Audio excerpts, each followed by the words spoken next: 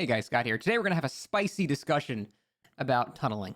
Tunneling in Dead by Daylight is when a killer repeatedly goes for a survivor over and over again until that survivor is dead and out of the match.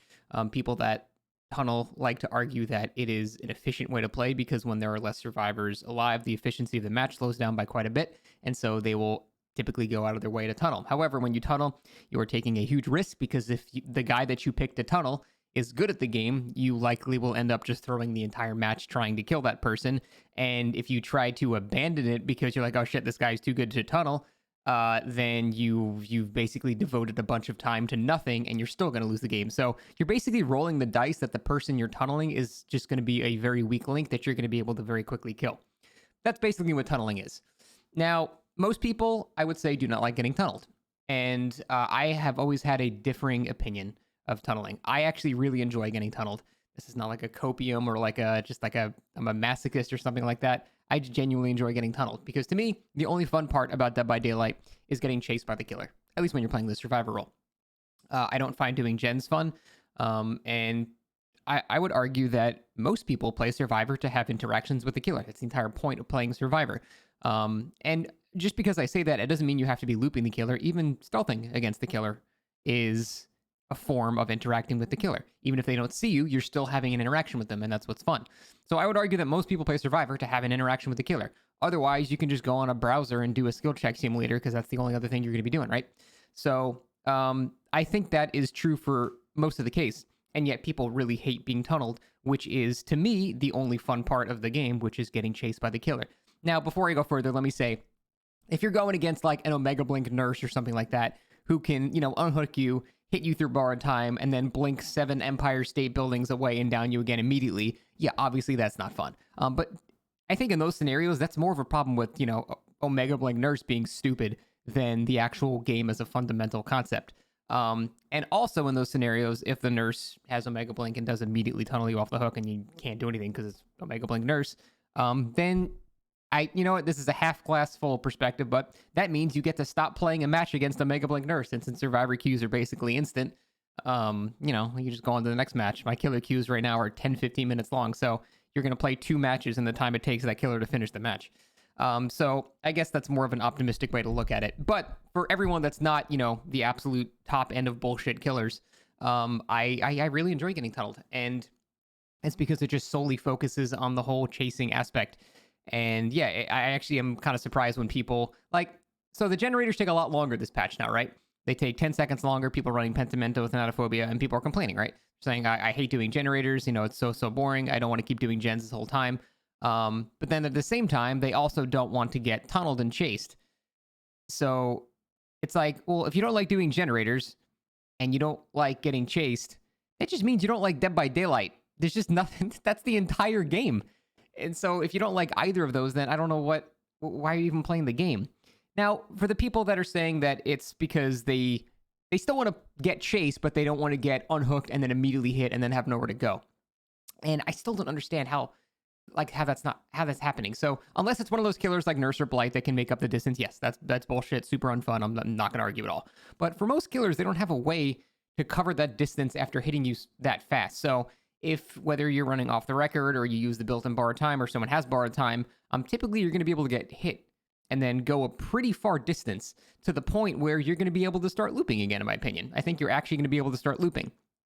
And then we get into the whole interesting discussion of, okay, so let's have a scenario where, let's say you get unhooked and the killer doesn't tunnel you, and you're allowed to heal up, you work on a gen for 30 seconds, killer down someone else, then he barbecue and chilies over to you, and then he starts chasing you again. I feel like in that scenario, most people don't have a problem with it. But at the end result is they're still getting chased for the same amount of time as a person that's getting tunneled in that scenario. The chase time is exactly the same. And to me, that's, the important part because that's the fun part about the game. So it seems like the differentiating factor for a lot of people is they want some time in between to do something else. They want, I guess, a break or a rest from the chase or something, which I think is fair. It's a reasonable take to have on it.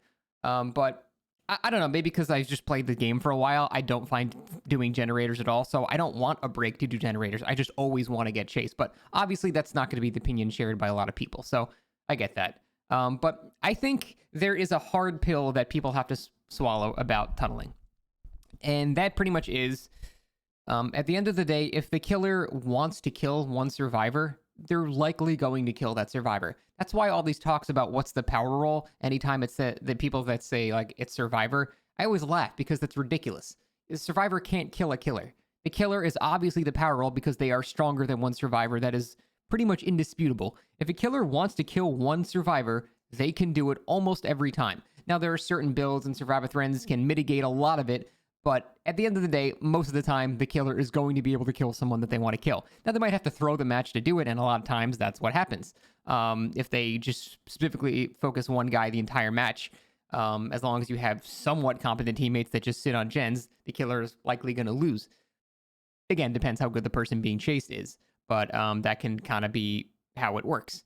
And so, I don't know. I just don't think any form of perk or band-aid fixes or anything short of a full gameplay change is going to change the fact that the killer, if the game is going to be balanced properly, the killer has to be able to guarantee a kill on at least one survivor. If that's not the case, if one survivor has an equal chance to live against the killer, it means the survivor and the killer are the same level of power, which would make the game obviously imbalanced. There has to unfortunately be a reason that the killer can kill a survivor if they really want to. Again, most of the time, if they just go out of the way to do it, it could end up throwing the match if the person they chase is actually pretty decent. But in order for the game to function properly, it has to be that the killer is stronger than one survivor. So that has to be possible. It's like a fundamental aspect of the game. And I think no matter what the devs do, if they throw on more anti-tunnel band-aid perks or even anti-tunnel base game mechanics, like the borrowed time thing, for example, basically, no matter what they do, if a killer wants to kill someone, they're going to kill you, and that's it. So I guess I try to look at it at more of a realistic way like that. I don't think we're ever going to have a game in which it's, not going to be something that if a killer wants to do it, that it's not going to benefit them in some way if the survivor doesn't play well.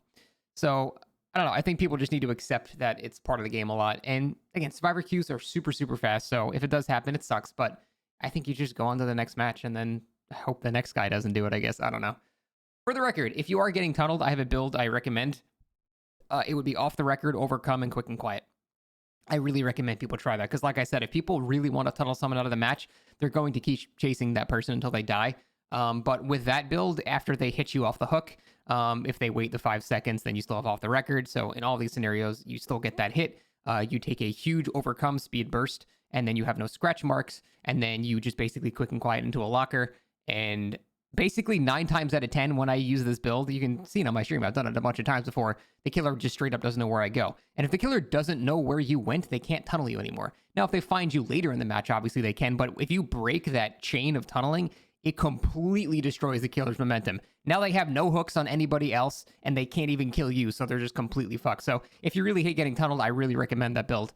It's actually surprisingly effective. Now, if you're in a map like Blood Lodge or something like that, Lucky Break's not going to do much. So there are some maps where it unfortunately doesn't work and you're just screwed, but most maps have enough line of sight blockers and lockers to make it have some impact. So I really recommend you try that. Other than that, yeah, I'm not pretending that I'm going to think that tunneling is fun for every survivor. I just wanted to give my take on it. I actually love being tunneled because I think that's the only interesting part of the game. It just lets me constantly do chases, and typically just with a single perk Off the Record or something, it ensures that I can get to another loop and begin as if it was a brand new chase and have a chance to do something most of the time. So that's why I don't have a problem with it. Even if I end up dying, I still had a good time. Like that whole Blight match you watched there, he was tunneling me the entire game. Super fun match for me. I really enjoyed it. And if we didn't have an AFK Jake the entire match, we would have easily won that. So that's basically it. Again, I'm not going to pretend that tunneling is a good thing for the game. I'm just being realistic about it. It's always going to be in the game. Try to have a more optimistic mindset about it, I guess. But yeah, I'm not going to pretend it's fun for everybody because I know it's not. But I just wanted to talk about how I enjoy it. That's pretty much it. Thanks for watching. See ya.